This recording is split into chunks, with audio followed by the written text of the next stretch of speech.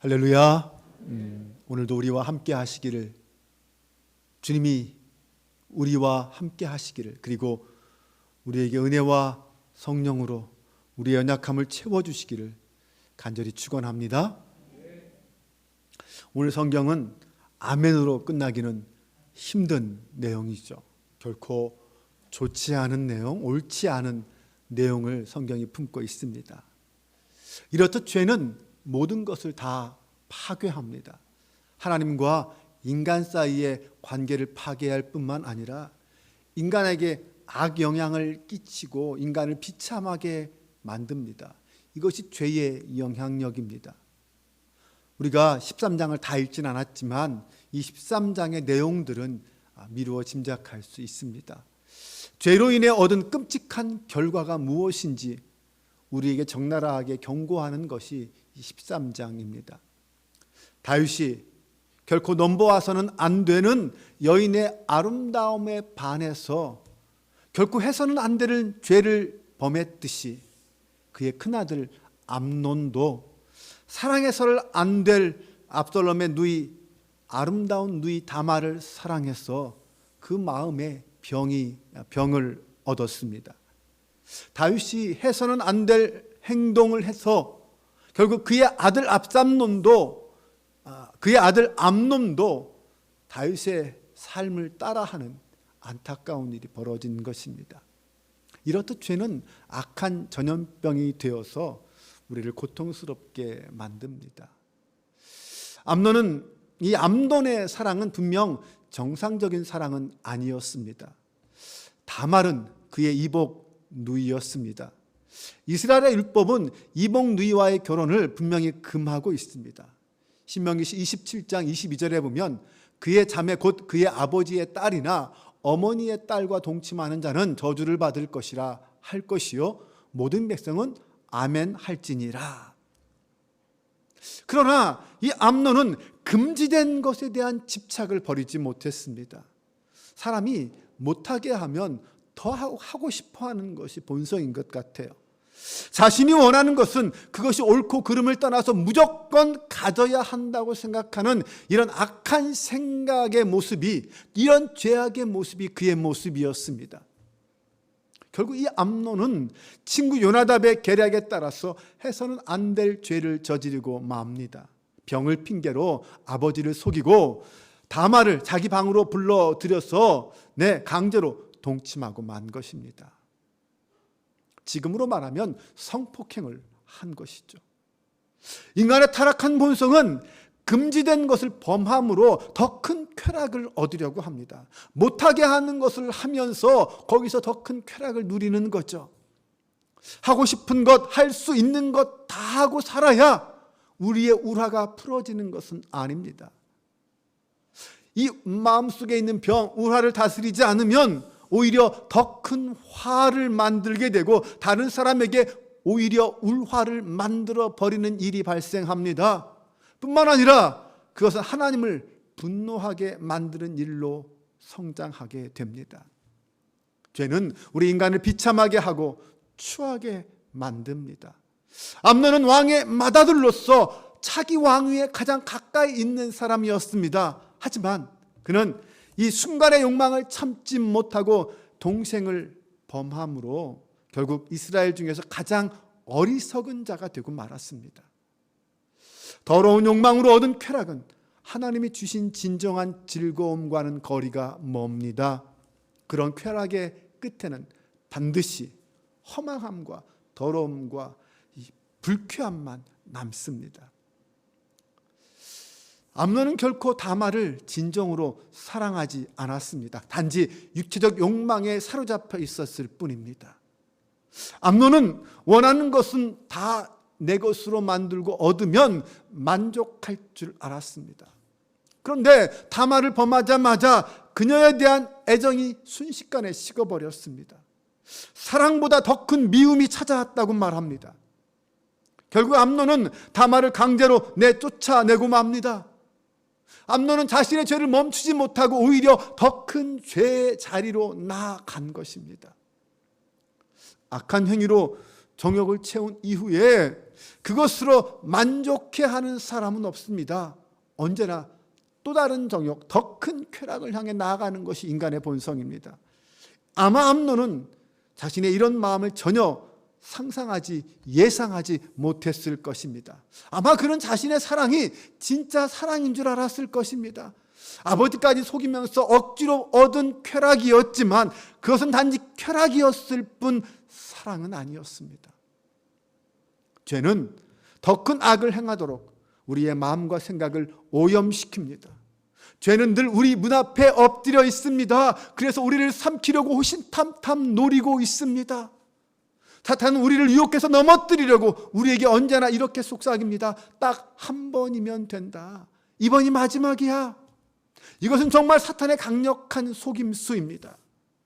딱 한 번의 시도, 이것은 죄라는 죄악의 폭약에 불을 붙이는 도화선과도 같습니다.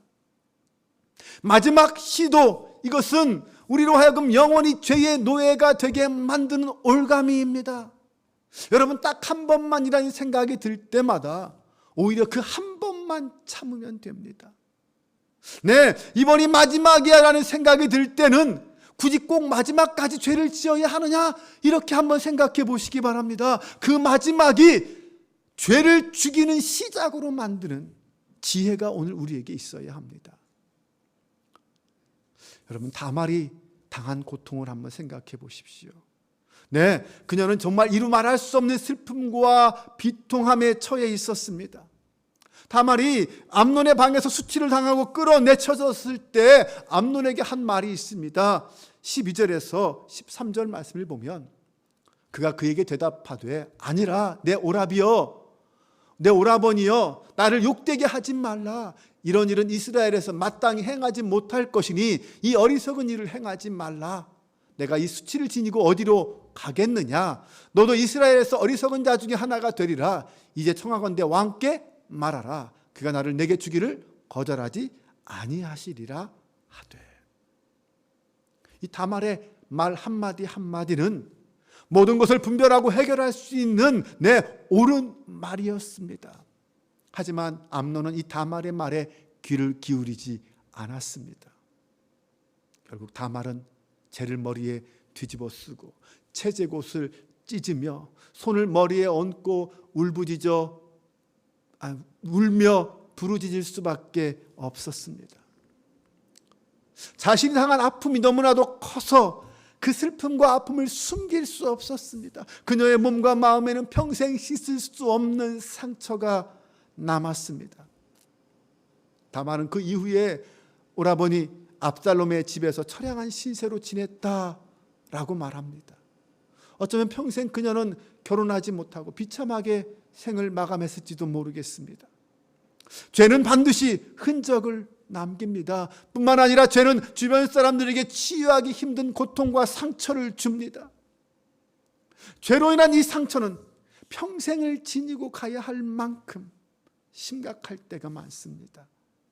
다말은 암논으로 인해서 평생 남을 상처와 고통을 받았고, 그뿐만 아니라 다른 가족들인 다윗도 압살롬도 큰 고통 속에 살아야 했습니다. 누구든지 죄를 저지를 수 있습니다. 사실 죄로부터 자유로울 수 있는 사람은 한 사람도 없습니다. 우리가 연약한 인간으로 사는 한 우리는 분명 죄의 유혹 앞에 수없이 넘어지고 죄를 짓게 될 것입니다. 그것이 우리의 현실입니다. 그러나 그리스도인들은 죄를 지었다면 그 죄에 대하여 진심으로 회개해야 합니다. 이것이 그리스도인의 모습입니다. 나로 인해 나의 죄 때문에 고통당하는 사람이 있다면 그의 고통을 덜어내기 위해서 최선을 다해야 합니다. 출애굽기 22장 16절 17절에 보면 율법에 이런 규정이 있습니다. 남자는 겁탈한 여자를 결코 버려서는 안 됩니다. 만약 신부의 아버지가 거절한다면, 결혼을 허락하지 않는 경우에는 그 신부의 몸값을 지불해야 합니다. 우리가 죄를 지었다면 진정한 회개를 통하여 자신의 행한 죄에 대한 책임을 져야 한다는 것입니다. 어떻습니까? 오늘 나의 모습은 어떻습니까? 내가 죄를 지었을 때 어떻게 대처하고 있나요? 물론 죄는 1차적으로 하나님 앞에 지은 죄이기 때문에 하나님 앞에 회개해야 합니다. 하지만 그것으로 모든 것이 다 끝나는 것은 아닙니다. 하나님께 용서받았으니 모든 것이 다 해결되었다고 생각하는 것은 엄청난 착각입니다. 자신의 죄 때문에 고통을 당하는 사람, 피해를 본 사람, 그 사람이 있는지를 돌아보아야 합니다. 그리고 그를 찾아가서 진심으로 회개하고 손해가 발생한 만큼 보상해야 합니다. 은근슬쩍 넘어가려고 하지 말고 잘못된 것에 대하여 스스로 바로 잡기 위해 힘써야 합니다. 이것이 진정한 회개의 모습이죠. 그런데 안타깝게도 우리 그리스도인들은 어쩌면 그런 것을 잘 못합니다. 하나님께 회개하면 다 된 걸로 생각해요. 하지만 그것은 반쪽짜리 회개입니다. 암논이 행한 이 모든 일을 듣고 압살롬과 다윗이 크게 화를 냈습니다. 하지만 거기에 대한 공식적인 조치는 취하지 않았습니다. 먼저 이 아버지 다윗은 여기서 너무 큰 실수를 했습니다. 다말을 욕보인 암논이 비록 첫 번째 왕자였지만 율법대로 처리해야 했습니다. 백성들 앞에서 앞장서서 먼저 율법을 지켜야 할 왕과 왕자들이 그 모범을 보여주지 못했다는 것은 결국 백성들에게 신뢰를 잃어버리는 결과를 가져올 것입니다. 더구나 다른 왕자들이나 일반 백성에게 끼치는 이 부정적인 영향에 대해서 생각했어야 했습니다. 하지만 다윗은 화만 냈을 뿐 그 어떤 그 다음의 후속 조치를 취하지 않았습니다. 그로 인해 아마 암논은 더욱 기고만장해졌을 것입니다. 다말은 더욱 큰 고통 속에서 아버지에 대한 모든 신뢰와 사랑이 완전히 무너져 버렸을 것입니다.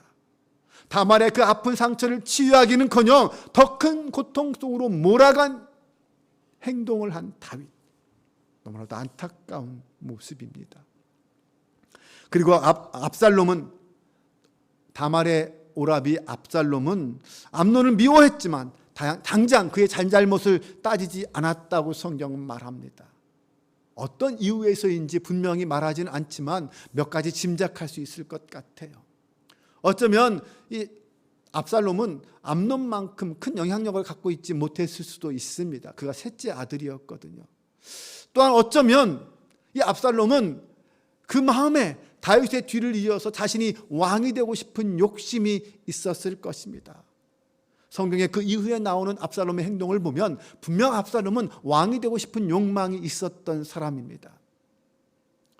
복수심을 품고 보복할 날을 기다리면서 호시탐탐 노리고 있었습니다.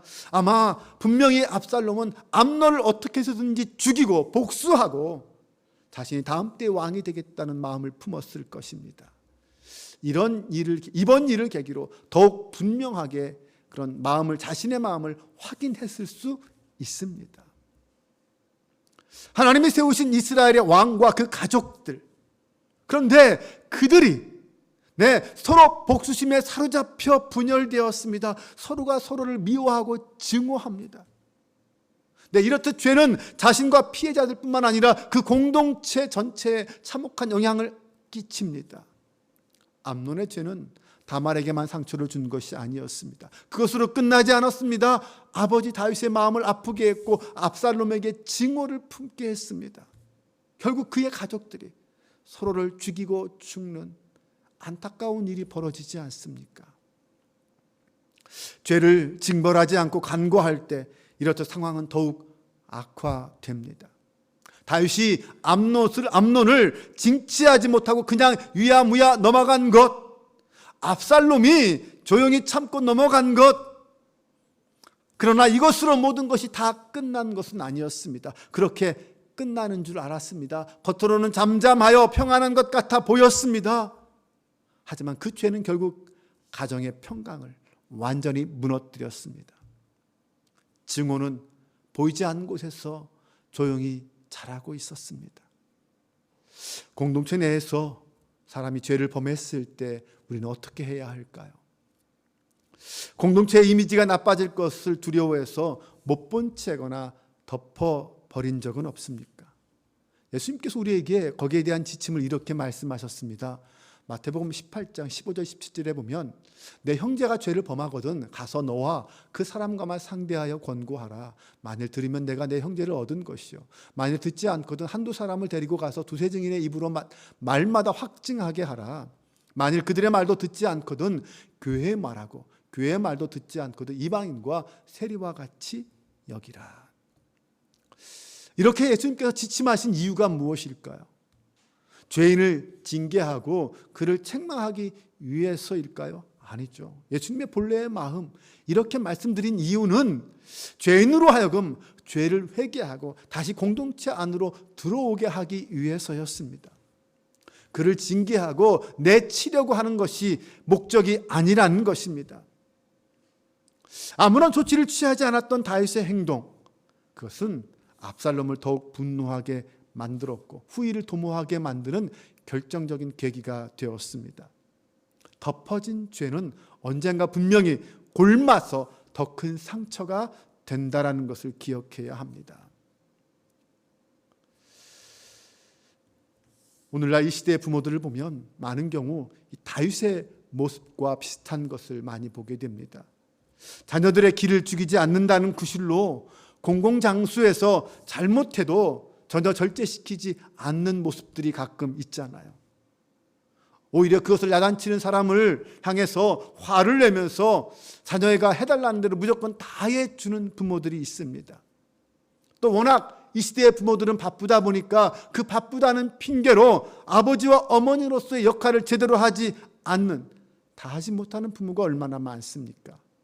세상에서는 성공하고 돈을 많이 벌고 승진도 하고 권력을 갖기 위해서 고분분투하지만 정작 자녀에게는 실질적인 신앙 교육을 제대로 하지 못하는 것이 우리의 모습은 아닐까요? 자녀가 빗나갔을 때 우리는 단호하고 분명하게 훈계해야 자녀가 다시 돌아올 수 있습니다. 자녀를 섭섭하게 하지 않으려다가 배신당한 이 다윗처럼 되지 않기 위해서는 모든 것을 허용하면서 바른 길을 가르치지 않는 그런 잘못된 사랑에서 우리는 벗어나야 합니다. 이제 말씀을 정리합니다. 사랑하는 여러분, 오늘 이 본문의 사건을 통해서 우리가 무엇을 느끼고 깨달았나요? 사실 압살롬이나 다윗이나 암논이나 다 사람입니다. 나름 그들도 훌륭한 인격을 가진 사람들입니다. 하나님 앞에 인정받는 사람들이었습니다.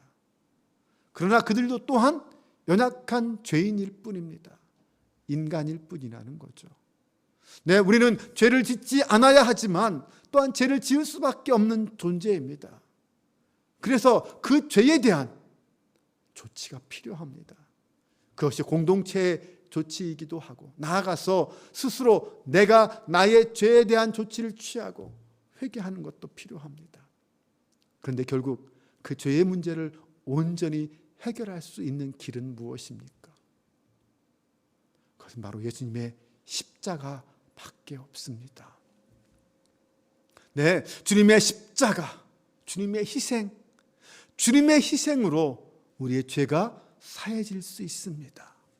죄 때문에 모든 것을 다 잃은 우리를 회복시키기 위해서 주님이 십자가에서 그 모든 고난을 당하셨습니다. 우리는 죄의 결과가 얼마나 끔찍한지 알고 있습니다. 네, 이 세상에 살 때 우리가 죄의 결과에 대한 끔찍한 모습들을 경험하기도 하지만 마지막 끔찍한 최고의 모습은 무엇입니까? 죽음이에요. 네, 죄의 결과는 죽음입니다. 네, 예수님은 그것 때문에 십자가에 달려 죽으신 것 아닙니까? 십자가의 그 아픔과 고통을 왜 그분이 당하셨습니까? 나의 죄의 결과입니다. 내가 지은 끔찍한 죄의 마지막 결과가 예수님의 십자가였습니다. 성도는 비록 이 땅에 사는 동안 죄로부터 벗어날 수는 없지만 우리는 주님의 십자가를 의지해서 죄사함을 선포하고 죄를 미워하고 끝까지 그 죄와 싸워야 합니다. 결코 포기하지 말아야 합니다. 그때 우리는 죄를 이기는 복음의 능력이 무엇인지를 경험하게 될 것이에요. 그리고 그 복음의 능력을 힘입어서 죄의 권세를 이기게 되고 자유함을 누리게 될 것입니다. 이거 십자가가 주는 능력입니다. 오직 예수 그리스도의 십자가를 의지하며 죄에 대하여 승리를 선포하고 죄와 맞서 싸우며 믿음으로 나의 믿음의 길, 생명의 길을 걸어가는 거룩한 주님의 자녀가 오늘 저와 여러분이 될 수 있기를 주님의 이름으로 축원합니다.